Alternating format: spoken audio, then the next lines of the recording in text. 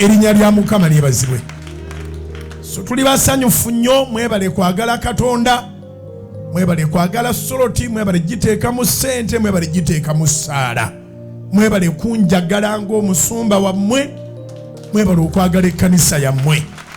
Katonda abanjagalire, abampeera omutima gwammwe kye gusinga okuyaayaanira. Kumpi buli lunaku sitani ateeka okubaako olutalo lwanzigulako. Every day. Naye nange nsimbula eka nga nesize Mukama ate nga manyi nti nyina baganda bange ne banyinaze. Nzikubire waggulu mu linnya lya Yesu. Edda ennyo nali bwomu era nga ndi lonely, naye kati sikyali bwomu. Sikyali bwomu, nange simanyi kati tuli bameka, kubanga labira ku ekyo ekyaliwo ku Sunday ku 10th anniversary. Oyo Katonda.